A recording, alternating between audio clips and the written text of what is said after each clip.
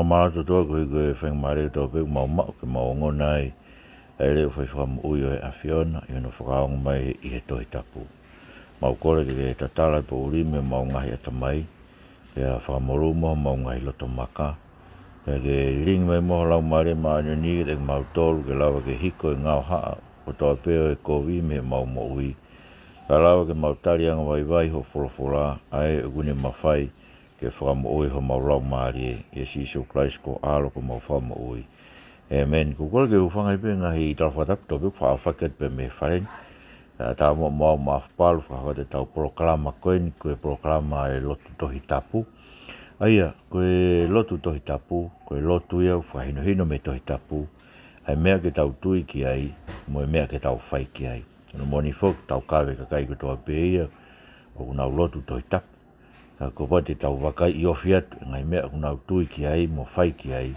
O kunau whiriwhiri be me tohi tapu, ai ngai mea koe kunau lotu ke tui ki ai. Pako tui koe whakamone rei taha pe ki ai, mo rai taha ki ai, ai tāri o e whakasoto ma i he Siasi.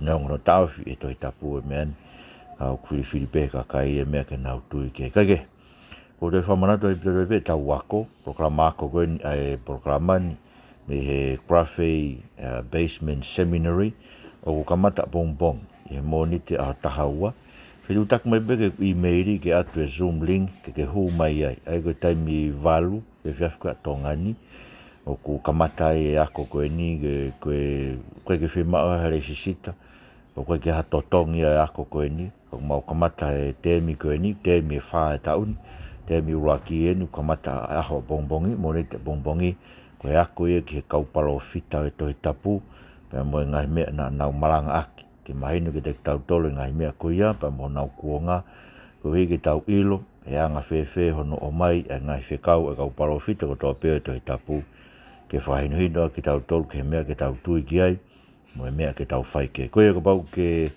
fiekau ki he ako ko ni whai be he Zoom ko ke lau pe tahmi mamani hapotu pe mamani o kau mai ki ai Whitu tak mai pe ke emaili, ai koe maafu.palu@gmail.com. Ai spela matai tohi iki ko toa pe maafu.palu@gmail.com.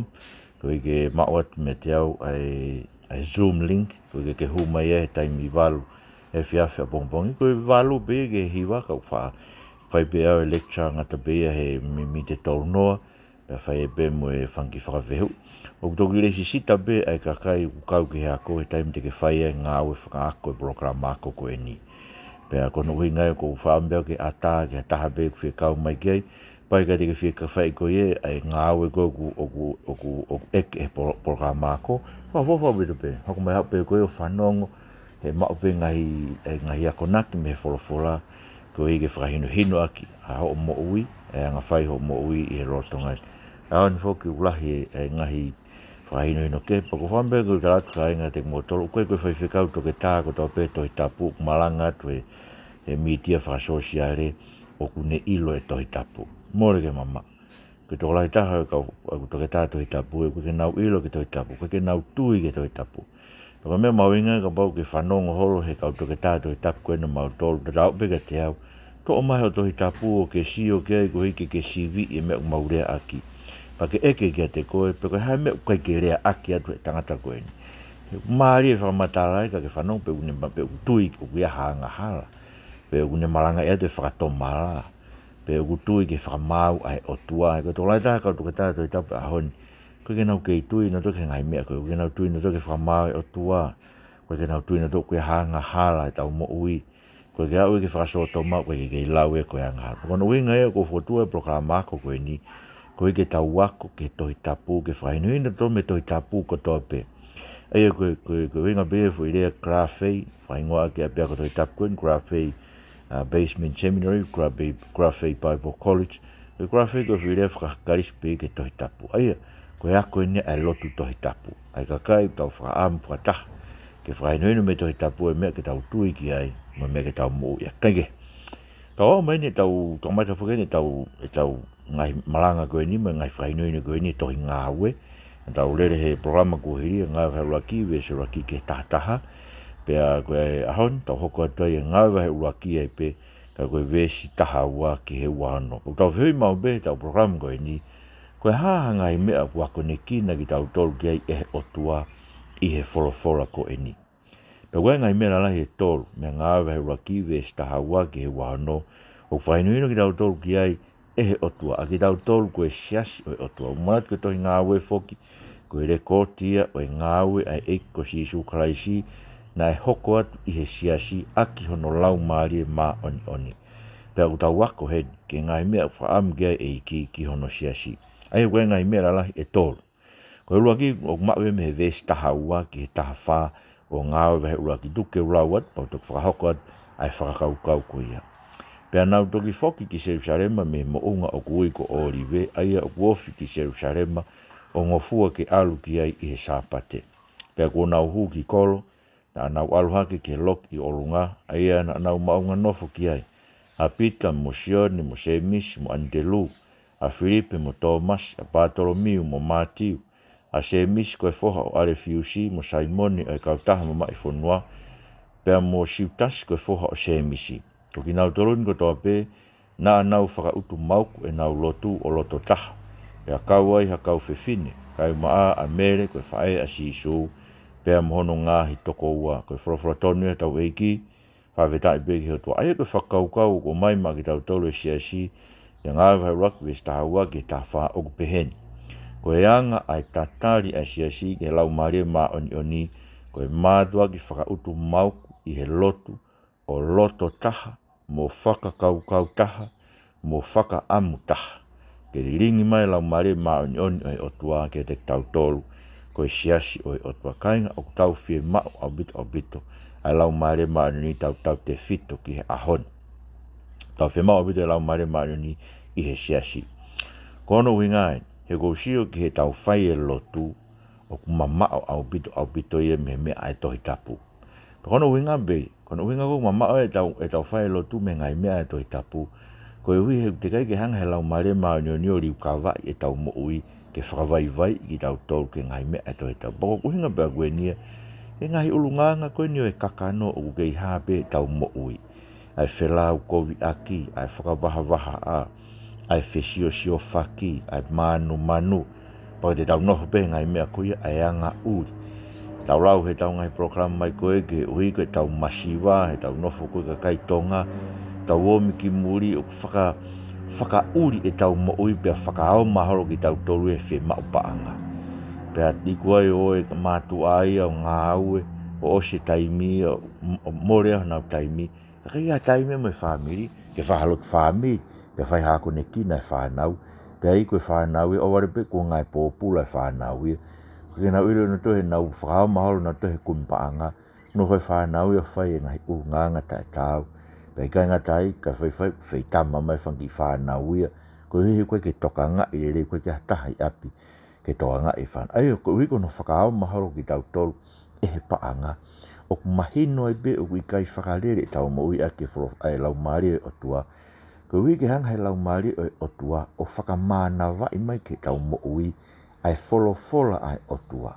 O ne whakamoui i ho tau loto, ai wholofola ai o tua, koe hui ke hoko o maui e wholofola.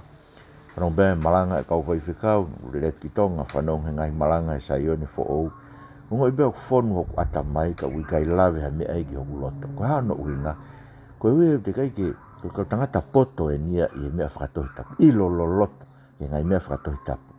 Ka koe ke nau maa Laumalie mauni oni o tua ke ni hanga o whakaongo e wholofola ki o nau loto. O ku kei nofo e wholofola o tua i he nofo whakaatamai pe mea whakaatamai. Mahalo koe mea lahi koe kumi ke hangai mea o who'o to kua koe.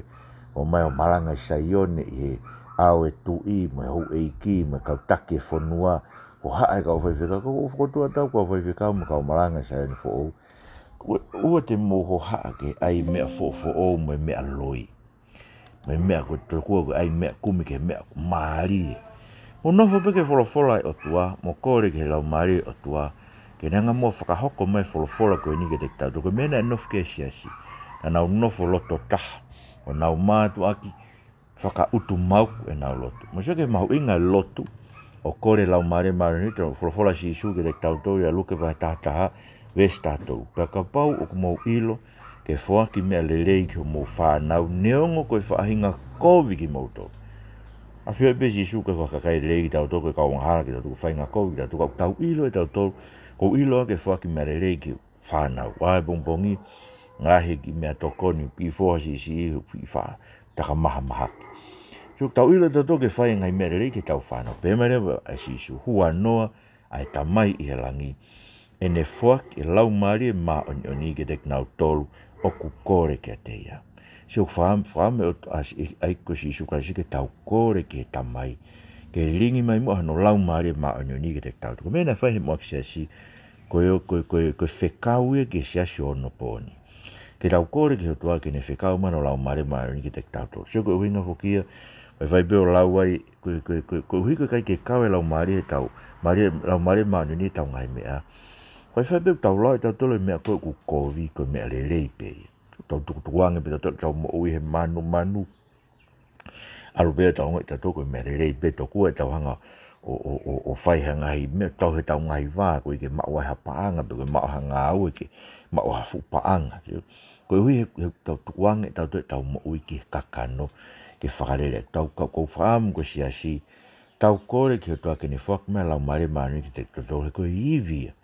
Koe iwia oi otua ke ne hanga omi ofa ai otua hunuki ho tau loto. He ui ka tupu e ofa ai otua ho tau loto. Te ne hanga lo mia ofa koto pai, ofa ke paanga, ofa ke maarie mama ko e ni, ofa ke te kita. He koe mea lahi ka kai lotu e ahoni, ai ofa ke te kita pe. Anau, lahi. E mari e kau whai whekau me whankita mai ki iki. Ko mea lelei be whoke mari, ko mea maa on be ka kou pawheu ke te au, ka mea nau kei mari e, pe mo whankita mai ki iki. Kai ko wiehu fiema'u whakae kakano, fiema'u ke whakaai, ko wiehu uhinga pe, kai ke. O uhinga e talanoa ke fiema'u e Laumalie maa oni, ko muak Siasien, kau apostolo, me kau whewhine, ko intra mai na kau ai whae a Sisu, mono ngai toko ua, me nai toko lahi tamai na au toko te au anoa, na nau mātua ki nofo he loki o lunga, o nau loto kore ki o tua ke riringi meha no Laumalie maa oni ki he Siasi, koe angai e tau tatari ke, tau kore ke e ki ke riringi mai mo no Laumalie maa oni, ke tek tau tolu, e ki riringi mai mo Laumalie maa oni tek mau tolu ko Siasi, ke whai age mau moe ke o kei whai whakatamai, ue kei whai whakakakano, ue kei whai whakaha bei tua sino, e mau whai ho lotu, kai whai I mo oni, e mau tūrolo ka kato ki ho wholawhola, mo e mau ai ke mate, e mau ai angahala I he mau mo. Amen. Ko koloma wahe walu wesi wa ke tata, o ku whai e si isu whahino hino koe, ka koki mau tolu, he kai te mau, o ku ikai te mau tu I he kakano, ai koe uhinga whahino hino e paula, ke te tau tolu koe, a kau karistiane. Ka kai ko ikai ke to ea iena whakahalaia ke te tau tolu tu I a kalaisi. Te koe vesu laki a lomo wahe walu. Ko e tu koe ni, ui kai hamo mo I whahalaia o ki nau tolu, o kui a kaisi isu. A koe kai kun tāna ka paula koe ni, ui kai te mau tu I he kakano, ka I he Laumalie o ka paua o ku whare e te ki mau tolu, ai Laumalie o kalaisi, ai Laumalie o otua. Ka o ka pau o kuai hataha ui kai tene mau ai Laumalie o kalaisi. O ikai o ona ai toko taha koe. Musike, ai kui kai koe ke maa Laumalie maa oni, ta kui kai koe ka kai ki tau tolu a kalaisi. Ta koe Siasi pe ki tau tolu, koe koe Siasi o kalaisi. Ko hiu te kai ki riringi mai ki tau maa Laumalie maa oni. Sai whanau reo ki hoko te lau a paula. Pea koe, ka pau ke te mau tolu a kalaisi. Ai kono inga ke te mau tolu e Laumalie o tua, Laumalie o kalaisi, koe tataui o e te tau tolu a kalaisi. Musike koe maa o kalaisi, koe koe ka whakamooni pe lai pepa, pe koe pepe te tari a kalaisi ika. Koe maa o kalaisi, ko te maa e Laumalie o tua, te maa e Laumalie o kalaisi, pe o ku Ngaue rewe te tau tolu, whanau koe ne mea, ka pau ke te mau tolu a kalaisi. Ai ko inga ke Laumalie o kalaisi, Laumalie o tua. Ka kua mate ai sino koe ui koe angahala. Ka koe koto mo ui a Laumalie, koe I koe maa oni iyo. Ka bau whare te mo tolo a Laumalie o iena ne whotu a Sisu me pekia. Pea tā ko iena ne whotu a Christ me pekia. Tene ai ke mo ui a koto matena ko mo sino. Koe hui kono Laumalie, una fo ia ki mo tolo. Fofora tonu e tau eki, whawheta i katua. Sige, ko meu whe mau ke te tau tolo Laumalie o Christ, kene ai ke mate. ai ngai hori kovi ko tō peha tau sino, he tau mai paulo ko anga hala o ku whaere iho tau kakano. Tau kano mate ko ki tau tolu. Ka pau ku whaere e Laumalie o kalaisi, e Laumalie o tua ka pau ku nofo a kalaisi e te tau tolu. Pea tā koe fuiwi koe na whakatoe tua ka kalaisi me bekia. Tene aike whakamo ui e ko tau sino me anga hala, tene aike mate e tau ngahi anga hala, pea tanu e tau ngahi anga hala. Kau Kristiani, ka pau koe Kristiani, koe ko whaam ke urea ka te mou tolu. Ai ke mou whehi a ke kei hā ai anga hala ho mou ui. O te tau kei ai be tau tolu toki hu mai ngai whakaukau uri ke ke. He tau lava e tau tolu maa ni ngai fu mea larahi. Ko whangi mea i iki e ni hango e whakamo o ni loi. Hange koe inu e ki ipu waini, hange koe ngai. Whangi mea i iki tau pehe tau tolu koe whangi mea tokua o kusai pehe. Hau i gai ke sai. Ko ihi ko whangi mea iki tene tau lai tau mo ui ki heri. Ko ka pau ke te tau tole lau, ko meu tau fiema'u e Siasi. Tau mātua ki whakautu mau ko kore ke o mai Laumalie o tua. Koe ui kai mate ngai hori kovi e kakano. He koe meu to o se pe lotu, ta mai ma pe tau kume pe whit mātua ki tua. O nau tau whare e tona tau whit motua e taha. Pe nau loi kovi e te pa e kai kua te ke whi lakanga. Hoko whi lakanga e Siasi koe ngai mea ke tau whesio sio whaki e pe tau fe kai la e tau wa ke mo to afai fe kau hange mai mo ia ia fine eki mo hano kie e ne to tu mai ana mo no teke waka mai o nau ke sia siki ko hinga ke as a me pe he sia si tau fe mai la mai manu ke ne ai ke mate nga hori ko ko to pe ai kakano sio tara mai na foki ko e sia si me hiri ha ia a si su kau apostolo me kau fe fine ko en kau a mere fa a si su mere whae sone maa ke pau kono api e na tu e loki olunga na nau whakautu mau e nau loto taha. Ke o mai Laumalie ni tua koe fiema'u e Siasi. Whae hono whafo ou, ke whae hono liu kawa e tau moi ke aike mate. E ngai hori kovi ko tō peho tau sino, ka tau mo ui maa oni. Mana tui, ko ki tau tōru kau Kristiani, ko kau maa oni ki tau tōru. O warang mo be ke peo te ke ma onion ai ki ke ilo ke ma onion ko ia Christ. Pe ko i tau ma onion ia Christ kono uhinga ia o fiema'u e Laumalie e tua ke Ngaue he tau mo ui ke ai ke mate e ngai hori kovi e kakano ka tau mo ui ke ma onion o ma ia Christ. Ko mea no ua tau ma me Ngaue he uaki.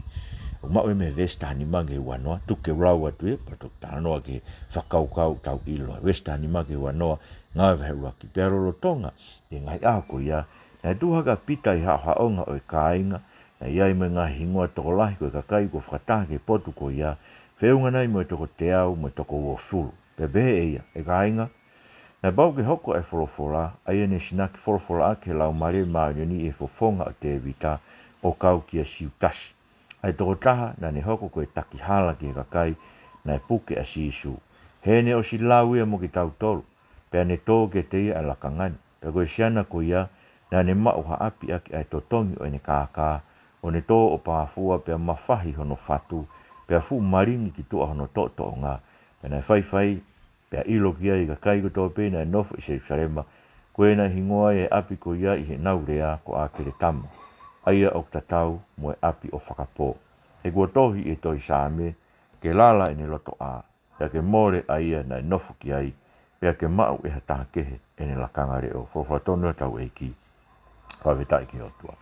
O seke tā noa o siutasi, e ke whakaukau omi ke te tau tolu he ni, o ku whakahoko e wholofola ai otua he mo ui ai Siasi, o a uai be ki he kau tae tui. Hau e be ke tae tui ai Siasi, ki he eiko si Isu Kraisi, koe whakamooni be ia ke wholofola ai eiko si Isu Kraisi. Mo seke tā noa ki a siutasi. Tua pita o lea ki he kāinga koe ni tō te au o furu na whatahe loki o lunga, whautu mauku e nau lotu o whai loto taha. Pene tāna ki te tau tō ke te kina tō na e pau ke hoko e wholofola. Ai ena sinak wholofola ke Laumalie ma o nyoni e whonga te vita o kau ki a siutasi. Musiki e? O siutasi ko e koe na ne take lawaki, pena ne ma e paangai, pe tala mai na ne whakatau aki e api, pena ne tō pāfua o mawhahi, o tōno o hono tō ngā ki tō. Ka koe whakakakatoi ia te ia, ai wholofola, na wholofola ke Laumalie ma onioni i he whofonga o te vita kāinga. Koe Siasi, o whakamooni ai, ai wholofola atua. koe ke hala e tau sia ahon, hai ko mena tau lawe ane nai ki ai ki he siasi, ka mana uri ake folofola hai o tua, pa ni nau fili be ki nau tolu, ai ngai mea ke nau tui kai oku kei whakamo oni pe ai, ai folofola i ai o tua he Ngaue, e Ngaue tai tui koe ai se johange be koe mea koe nai hoko ke siutasi. Neongo nau maua e paanga, so koe mea lahi fuke tau whaafe ko he, ai siasi he tau tolu fiema'u paanga, fiema'u e api. O mai koe ki muri ni, koe whanki siasi, mau ki toko ua ngā hoa be fiha, whanonga tai be koe nau mea au whai koe ai kumi api. Ka te whaka isa te whakaukau pe whewhena e ta mai kau whai whikau koe ni, e sio ke toko tolu ngā hoa koe, o ege nau whewhe. Maranga i fuke ke te nau tolu e kau se whai, me whailau, ngai mea fiema'u pe whai he tau mo ui e kakano. Kwa ka mea ke whailau i paanga, whai ngofua whailau i paanga, mo kau se whai i tau fiema'u whapaanga. Whai ngofua me e ko ia. Me mea whai ngata kau se whai e manu, kau se whai e lotokovi, kau se whai e siokita, kau se whai e meheka me tau ngahi mo ui. Ko ngai mea mātua whai ngata, ko mea tonu te maranga e kau se whai, mo i whailau he ngahi mea ko ia. Ka mo sio ka mea na toa siptasi. He nai alua siptasi o kumi paanga e ne mui ke heki. Mo sio ke whakaroloma taha no koe ni, tala mai ko siptasi, na e hoko koe toko taha o ki tau tō. Ko siptasi na keke pehe, koe toko taha pe na he holo pe ia. Ka koe sio ke nai mnane mau e lakanga koe ni. Ai koe lakanga taupotu taha ia o ku mau e tangata, pe koe whewhine, koe lakanga apostolo. Ne mau e siptasi. Sio hange mengo ki motolo koe na whanongo mai. Ka pao koe toko taha koe ke tui ke eko si Isu Kraisi. Kou whaam ke whakatokanga e tau moui i a siptasi. He nai hawa siptasi o mau e lakanga koe ni kai tala mai, ta koa koe ni whingana ke mau hano api i mamai. Ta koa koe ni whingana ke mau e ha paanga, ke mau e hane koloa whakai mama koe ni. Tongu musio ke mea na iku ki ai. Na e tō he api koe ia o pāfua o mawhahi ono ke te, o tō hono tō o ngāti tō. Koe whakatokanga i ke te tau tō. Ke o te tau omi ke si isu koe tau kumi i api i he mo ui koe ni. Koe i he whakamooni wholofola koe ai o tua o kau ke kau tae tui i he tau mo ui. Koe i he whaineno e ko si Isu Kraisi e senua taha ua vestol fitu ke whātaha o pehe. Koe ne lauen ke tae tui koe e kakai ki he ne ngahi mea na e whai, e ne whamatala, e ne ngahi mana. Pe tamarewa e senua taha ua. Ka neongo kua tuwa pehe e ngahi whailonga ko ne whai i ho nau ao. Ka nei kai te nau tui pi ki tai ke tea koe uhia ke whakamooni ke wholofola e palofita ko aisea, ai nai pehe e nerea eiki, ko hai ko ne tui ke mauongongo, pe ko whakahāgia hai ai nima o e awhiona. Ko ono uhinga e nai i kai te nau lava ke tui, ko e uhi koe toirea a aisea o pehe, ko ne whakakui ho nau mata, mo whakawhewheka ho nau loto, ko e uhi koe te nau sio ak ho nau mata, pe ilo ak ho nau loto, pe a tafoki mai, kau whakamo ui ki nau tō. Nai pehe ai rea a aisea, koe uhi, na ne mamata ke lang o ona, pe nai kau e ne rea kia teia. Oro tonu e tau eiki, whawhetai ki heutu musiki. Neonga e tuwa ngai whailonga nai whai e si Isu Kraisi, ka nei kai pe tui ho nau kuonga kia teia. Pe whewhea tau kuonga i ahon, tika ki tau sio tau tō, ke tau sio mata, koe tau whanongo tonu pe i tala a ki nau tolu nai sio mata, a mātiu maa ke luke mosioni. Koe wia, talamai wholofola koe ni si Isu, whakamooni e wholofola he nau tae tui. Koe uhi une pehe, ai ko aisea ni matolu ia, vesuraki, ko hai kune tui ke mauongong, ko hai ko tui ke kosperi. Kau maranga, kau whaifekau, tau tu he kosperi, o te tau wofo, e tae tui e kakai ke o ngongo tau whai.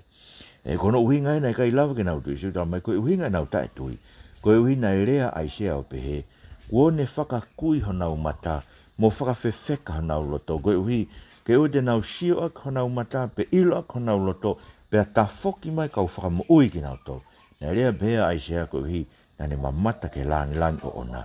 Aia, koe langi o eiko si Isu Kraisi. O kai ke ngata pe e ne whaka aho tau mata, ke tau whanong, ke tau sio ke wholofola.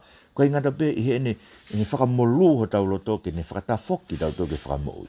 Ka akune toi whakawhewheka whoke loto e kau tae tui, pea ni hanga e ia whakakui ki nau tolu, koe uhi, ke o te nau tafoki anga ke te ia, ka nau mo ui. Ka inga koe mea whakaloloma au bito e sio ke siasi i ahon.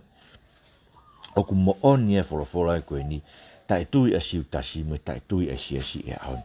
Koe le meu talamai si Isu o kau ke whai ngā lotu ko ia, Ma ke vai fitu ves fitu me valu. Koe kula noa pe na lotu mai. He una wako ake ngai toka te reni ai koe tu unpe ai tangata. O ko mau tuku pe ai tu nia o tua o mau puke ki tala tupu ai tangata. Frofla tonu tau eki. Whaweta iki o tua. Ai koe lotu kula noa ai.